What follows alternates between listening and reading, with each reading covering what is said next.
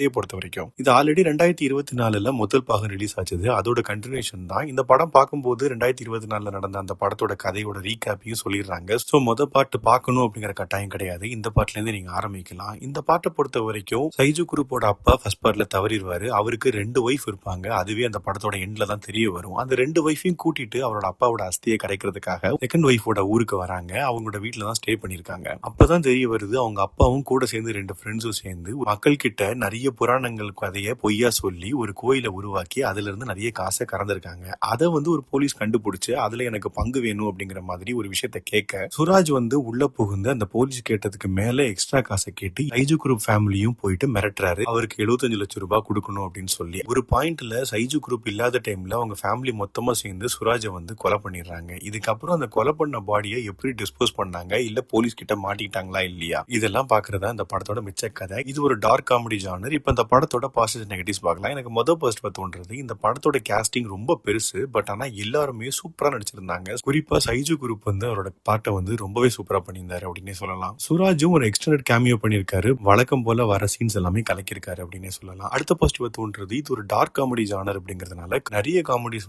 நல்லாவே work out ஆயிருக்குது. குறிப்பா சொல்லணும் அப்படின்னா அந்த திருஷ்யம் கதையை வச்சுட்டு இவங்க ஒரு கதையை மேக் பண்ணுவாங்க. அதெல்லாம் செம சிரிப்பா இருக்கும். இந்த மாதிரி நிறைய சீக்வன்ஸ் இந்த படத்துல இருக்குது. டெக்னிக்கலா சினிமோட்டோகிராஃபி அண்ட் லொகேஷன் ரெண்டுமே வேற லெவல்ல இருந்தது. இதெல்லாம் தான் அந்த படத்தோட பாசிட்டிவ்ஸ். இப்ப நெகட்டிவ் செட் பார்க்கலாம். எனக்கு முதல் நெகட்டிவ் தோன்றது இந்த படத்தோட கதையை நான் ஆரம்பத்துல சொன்ன மாதிரி அந்த கதை தான். பட் ஆனா அதை 2.5 மணி நேரத்துக்கு அதை ஓட்ட முடியுமா அப்படின்னு கேட்டீங்கன்னா கண்டிப்பா முடியும். எப்படின்னா ஒரு இன்ட்ரெஸ்டிங்கான சீன் சீக்வன்ஸ் இல்ல ஒரு சூப்பரான ட்விஸ்ட் இருந்தா. பட் ஆனா இந்த படத்தை பொறுத்த வரைக்கும் இந்த ரெண்டுமே இல்ல அப்படிங்கறதுனால கொஞ்சம் போர் அடிக்க ஆரம்பிக்கிறது செகண்ட் ஹாஃப்ல எல்லாமே. அண்ட் குறிப்பா வினய் ஃபோர்ட் ஒரு கேமியோ பண்ணிருக்காரு. அந்த கேமியோ பெருசா இம்பாக்ட்ஃபுல்லா இல்ல. அதுவும் போரிங்கா தான் இருந்தது. அண்ட் காமெடிஸ்லயும் நிறைய காமெடி ஒர்க் அவுட் ஆயிருக்குது. பட் ஆனா சில காமெடி எல்லாமே ரொம்ப கிரிஞ்சா தான் இருந்தது. இந்த படத்துல லாஜிக் அப்படின்னு பாத்தீங்கன்னா அதுவும் சுத்தமா கிடையாது. அது என்ன அப்படிங்கிறது உங்களுக்கு படம் பார்க்கும்போது தெரியும். மொத்தத்துல அந்த படத்தை பத்தி சொல்லணும் அப்படின்னா டைரக்டர் அந்த ஃபர்ஸ்ட் பார்ட் ஹிட் ஆன உடனே செகண்ட் பார்ட்டும் அதே மாதிரி எடுக்க ட்ரை பண்ணிருக்காரு. பட் ஆனா இந்த படம் பெரிய லெவல்ல ஒர்க் அவுட் ஆகல. என்ன பொறுத்த வரைக்கும் ஒரு ஆவரேஜான படம் தான்.